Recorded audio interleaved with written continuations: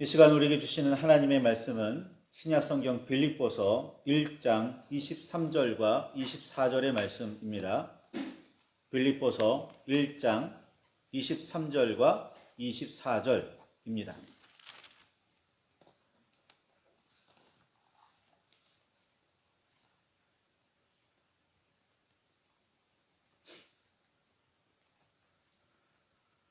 찾으셨으면 우리 함께 말씀을 봉독하시겠습니다. 내가 그 둘 사이에 끼었으니 차라리 세상을 떠나서 그리스도와 함께 있는 것이 훨씬 더 좋은 일이라 그렇게 하고 싶으나 내가 육신으로 있는 것이 너희를 위하여 더 유익하니라. 아멘. 주님 우리의 마음을 여시어 말씀을 깨닫게 하옵소서. 아멘. 주님의 사랑과 그 크신 은혜가 저와 여러분 안에 가득하기를 소망합니다. 이집트와 쌍벽을 이루던 강대국 아수르의 살마네셀 왕이 북왕국 이스라엘의 수도 사마리아를 점령했을 당시 남왕국 유다를 다스리던 왕은 누구였을까요? 히스기야였습니다. 그리고 아수르의 다음 왕 사헤립은 18만 5천 명이나 되는 대군을 이끌고 유다까지 쳐들어와서 예루살렘을 포위했었습니다. 이 시절에 활동했던 선지자 중에 한 명이 그 유명한 이사야입니다. 히스기야는 이사야와 함께 여호와의 도우심을 간절히 구했고 기도를 들으신 하나님께서는 사자를 보내셔서 하루아침에 아수르의 대군을 모두 물리쳐 주셨습니다. 이 사건으로 힘을 잃은 아수르의 사네립 왕은 죽음에 이르렀고 히스기야는 모든 나라의 왕들과 백성들 사이에 매우 존귀하게 되었습니다. 당시 이집트와 더불어 세계 초강대국으로 여기던 아수르의 침입을 받고도 물리쳤으며 아수르의 왕까지 죽음으로 몰아넣었으니 하나님의 역사를 알지 못하는 인간적인 눈에 히스기야는 대단한 사람으로 보일 수밖에 없었습니다.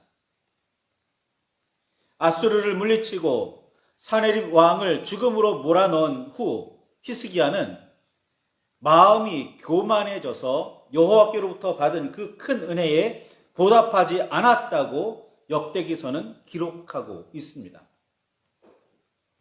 은혜를 받아 기쁨이 넘치는 그 순간 우리는 조심하고 또 조심해야 합니다. 성공과 승리를 허락해 주신 주님께 감사하지 않고 자신의 지혜와 힘 때문에 좋은 결과가 있을 수 있었다고 자만하지 말아야 합니다. 그런 때일수록 더욱 주님 앞에 겸손해야 하고 마음과 뜻을 다해 은혜를 베풀어 주신 하나님께 감사해야 합니다. 사람 앞에서도 자신을 낮추며 모두가 하나님의 은혜였다며 주님을 높여야 합니다. 다윗같이 온전했던 사람도 이 부분을 소홀히 하였기에 마땅히 하늘을 우러보아야 했을 시점에 눈을 아래로 향했다가 시험에 빠지고 죄악에 넘어졌습니다.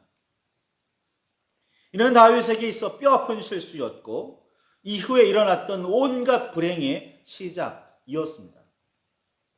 그런데 히스기야가 같은 실수를 저지르고 말았습니다. 아수르의 대군이 그렇게 놀라운 하나님의 은혜로 무너졌어요. 물리칠 수 있었어요. 그런데 하나님이 아니라 히스기야가 높아집니다.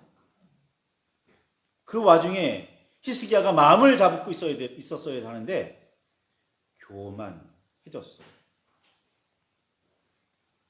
그 결과 히스기야는 삶과 죽음 사이에 끼이고 말았습니다. 다행인지 히스기야는 교만함을 뉘우쳤고 그 결과 여호와의 진노가 히스기야의 생전에는 예루살렘 주민에게 내리지 않았습니다. 히스기야의 교만이 무엇이었는지는 열왕기서를 보면 분명히 알 수 있습니다. 아수르의 사내립을 물리치고 모든 나라와 온 백성으로부터 존귀하게 여겨지던 히스기야는 갑자기 심각한 병에 걸려 죽을 위기에 빠졌습니다. 여호와께서는 열왕기하 20장 1절에 있는 것처럼 집을 정리하라며 죽고 살지 못하리라고 이사야를 통해 말씀하셨습니다. 히스기야는 얼굴을 벽으로 향하고 오직 여호와만을 바라보며 하나님께 매달려 기도했습니다. 자신이 얼마나 진실과 진심으로 주님 보시기에 선하게 행했으며 살았는지를 기억해 달라며 심히 통곡해가며 살려주시기를 간절히 구했습니다.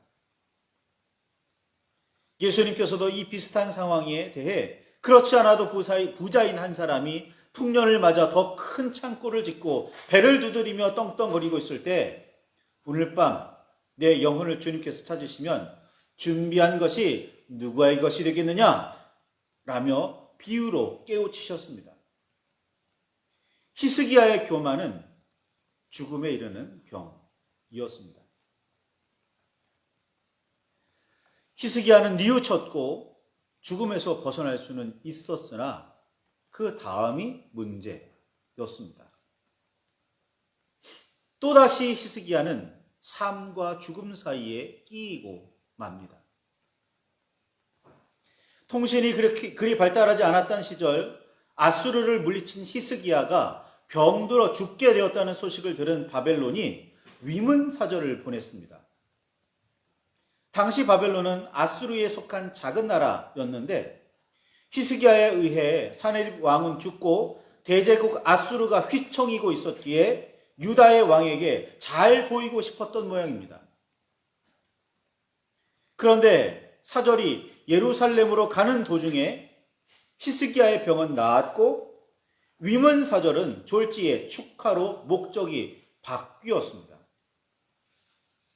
히스기야는 기쁨에 겨워 바벨론의 사신들을 맞아들였고 즐거운 마음에 왕궁과 보물창고, 무기고 등을 보여주며 나라 안에 있는 모든 것의 풍성함을 자랑했습니다. 히스기야는 바벨론의 사절들 앞에서 여호와를 찬양하며 그 모든 것을 베풀어 주신 하나님을 높이지 않았습니다. 이 일로 이사야는 히스기야를 책망했고 여호와께서는 이사야 39장 6절에 있는 것처럼 보라, 날이 이르리니 내 집에 있는 모든 소유와 내 조상들이 오늘까지 쌓아둔 것이 모두 바벨론으로 옮긴 바 되고 남은 것이 없으리라 라고 말씀하시기까지 했습니다. 겨우 교만에서 벗어나는 듯 했는데 끝까지 그렇지는 못했습니다. 여호와께서 15년이나 더해주신 생명과 해 그림자를 10도나 뒤로 물리며 보여주신 기적은 그렇게 물거품이 되고 말았습니다. 히스기야 개인으로는 15년을 더 살 수 있었고 대단한 부와 영광을 여전히 누릴 수 있었으나 멸망으로 나아가는 나라와 백성을 돌이키지는 못했습니다. 히스기야는 은혜와 덤으로 얻은 15년의 삶을 그렇게 시작했습니다. 자기가 사는 동안에는 그래도 평안하며 풍요를 누릴 수 있으니 다행이라며 마냥 즐거워할 수는 없었으리라 여겨집니다.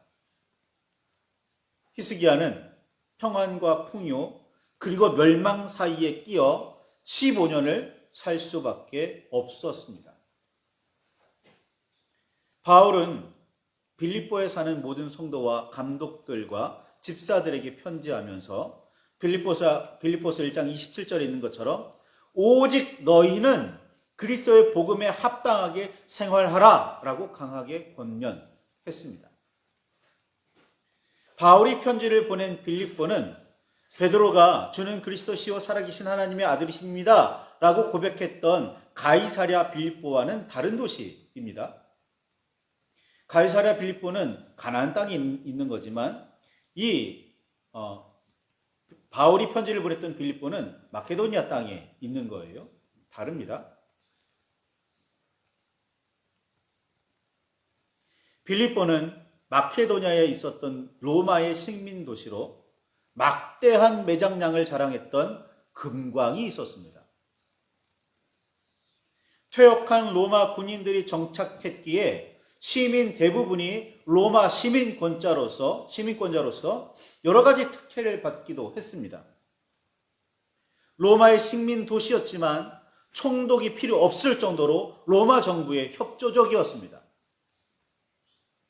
바울이 두 번째 여행을 신라와 함께 다닐 때 이 도시를 방문했었습니다. 그곳에서 당시에 최고급으로 취급되어 상류층과 부유층 사람들을 상대로 장사하던 자주색 옷감 사업을 하는 루디아를 만나기도 했지요. 세 번째 여행 때도 바울은 1회라는 짧은 기간이었지만 빌립보를 방문해 교회를 돌보았습니다. 이때 유두고라는 청년이 3층에서 바울의 강론을 듣다가 졸았고 떨어져 죽었으나 다시 살아나는 기적이 일어나기도 했지요. 로마 시민으로서의 강한 소속감과 자부심을 비롯해 온갖 풍요를 누리던 빌립보 사람들이었습니다. 바울을 통해 예수 그리스도를 따르며 여호와 하나님을 섬기는 믿음의 열매가 풍성해지고는 있었으나 여러 가지 문제들도 동시에 일어나고 있었습니다. 이방의 철학 문제도 있었겠고, 벗어내버리지 못한 죄악의 문제도 있었겠지요. 그 중에 하나가 우선 그들은 로마 시민으로서의 소속감과 자부심을 내려놓지 못했습니다. 오직 주님 말을 바라보지 못하게 하는 남다른 풍요로움 역시 믿음의 방해 요소였습니다. 비빌 언덕이 있으면 우리는 어떻게든 그 언덕에 의지하려고 하는 뿌리 깊은 습성이 있습니다. 유대교 출신의 그리스도인들은 여전히 아브라함과 모세에 대한 자긍심과 율법에 얽매여 있었습니다. 그들은 그리스도를 믿고 따르며 새로운 피조물이 되었더라도 율법을 온전히 지켜 행해야만 구원받을 수 있다고 여기고 있었습니다. 당연히 할례 받아야 한다고 주장했습니다. 그런 사람들에게 바울은 오직 그리스도의 복음에 합당하게 살라고 가르쳤습니다. 오직 예수 그리스도의 복음이면 충분하다고 강조하고 또 강조했습니다. 빌립보서 1장 29절에 따르면 바울은 그리스도를 위하여 너희에게 은혜를 주신 것은 다만 그를 믿을 뿐 아니라 또한 그를 위하여 고난도 받게 하려 하심이라 라고 말했습니다. 다만 예수 그리스도만을 믿으라고 가르쳤습니다. 그리고 영광뿐 아니라 고난도 감사와 기쁨으로 받으라고 권했습니다. 보통은 영광만 받으라고 합니다. 보통은 영광만 구합니다. 그러나 악이 판을 치는 어두운 세상에서 빛은 반드시 어려움을 당하게 되어 있습니다. 악하고 어두운 세상은 요한복음 3장 20절에 있는 말씀에 있는 것처럼 악하고 어두운 세상은 빛을 알아보지 못할 뿐 아니라 인정하지 않으려 하고 빛을 미워하기까지 하기 때문입니다. 여호와 하나님뿐 아니라 형제까지도 미워하기 마련입니다. 따라서 어두운 세상에서 어려움을 당하지 않는 빛은 진정한 빛이 아닙니다. 주님께서 보내신 세상의 소금이자 세상의 빛이라고 자처하면서 악한 세상의 환대를 받으리라 기대한다면 큰 오산입니다. 세상이 온전히 주님의 나라가 되어서 온전히 하나님께서 기뻐하시는 선한 세상이 되었다면 모르지만 여전히 악하고 어두운 세상이라면 빛은 고난 받는 게 당연합니다. 만일 환대를 받는다면 참 소금과 진정한 빛이 아니라는 의미이기도 합니다. 이는 매우 두려운 말씀입니다. 바울은 이 둘 사이에 끼어 있습니다. 한편으로는 온전한 하나님의 사람이며 진정한 그리스도인으로서 차라리 세상을 떠나 그리스도와 함께 있어야겠다고 여겨졌습니다. 그렇게 하면 핍박도 고난도 피할 수 있었습니다. 그러나 동시에 바울은 자신이 유대인과 이방인의 사도로 부르심을 받았다는 사실도 잊지 않았습니다. 핍박과 고난을 피할 수는 없겠지만 바울 자신이 육신으로 남아있는 것이 유대교에서 나와 예수 그리스도를 따르는 사람들과 이방인이었지만 여호와 하나님을 섬기게 된 사람들에게는 훨씬 좋은 일이며 더 유익하다는 사실도 알고 있었습니다. 히스기야는 이 둘 사이에 끼어 있었으나 세상에 더욱 기운 모습을 보여주었습니다. 그래서 땅에서의 생명을 탐했고 부강함을 자랑했습니다. 결과적으로 나라를 새롭게 하지도 못했고 멸망으로 나아가는 시대를 돌이키지도 못했습니다. 바울 역시 이 둘 사이에 끼어 있었으나 그는 어떻게든 균형을 잡으며 자신의 사명을 잃지 않으려고 애를 썼습니다. 하나님의 뜻을 받들어 그리스도 예수를 전하는 사람이 되려고 마음을 다잡았습니다. 이 사실은 매우 중요합니다. 예수님께서도 이 둘 사이에 끼어 고민한 흔적이 성경에 남아 있습니다. 유대의 대제사장들과 백성의 장로들이 보낸 사람들에게 잡히시기 직전에 겟세마네에서 주님은 이 문제를 두고 땀방울이 핏방울이 되기까지 힘겹게 기도하셨습니다. 다 아시듯이 예수님의 결론은 아버지의 원대로 하옵소서입니다. 자기의 원대로 세상이 바라보는 대로라면 그 고난의 잔은 예수님 마실 게 아니었는지도 모릅니다. 그러나 예수님은 자기 뜻대로도 아니고 세상이 긍정적으로 바라보는 대로도 아니라 하나님의 원대로 하나님의 뜻대로 이루어지기를 기도하시고 결론 내리셨습니다. 바울이 빌립보 성도들을 위해서 그리고 이방인들과 유대인들을 위해서 세상에 남았던 이유가 바로 하나님의 뜻을 이루고 그리스도의 복음을 전하기 위함이었음을 기억하시기 바랍니다. 우리는 언제나 하나님의 뜻을 따를 것이냐 또는 내 생각대로 할 것이냐 라는 두 가지 선택지를 두고 갈등합니다. 더더구나 하나님의 뜻을 따르는 일이 고통스러운 일이고 내 생각대로 한다면 고통은 줄고 행복이라고 해야 되나요? 쾌락이라고 하는 것은 더 늘어날지도 모르는 상황이라면 더 갈등하게 됩니다. 신앙생활 좀 귀찮은 면도 있어요. 예배 참석해야지, 성경 읽어야지, 기도해야지, 묵상해야지. 이거 억지로 하기가 참 힘듭니다. 그래서 갈등하죠. 에이, 식사기도는 대충. 성경 읽는 건 하루에 한 절 정도 억지로. 더 해야 되는데 라는 생각 가지고 계십니까? 아니면 그 정도면 충분하지 라고 생각하십니까? 예수 그리스도의 말씀에 따라 세상의 소금으로, 세상의 빛으로 사는 일은 힘들지도 모릅니다. 아니, 힘듭니다. 더더구나 악한 세상에서 빛으로 사는 일이라면, 어두운 세상에서 소금으로 사는 일이라면 힘들 수밖에 없습니다. 그러나 하늘에서 이루어진 주님의 뜻이 땅에서도 이루어지려면 우리는 믿음의 결단을 내려야 합니다.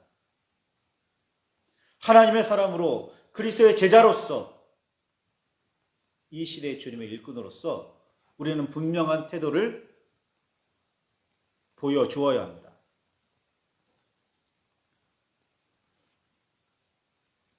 이 땅의 풍조를 따르는 일은 경계하고 조심해야 합니다.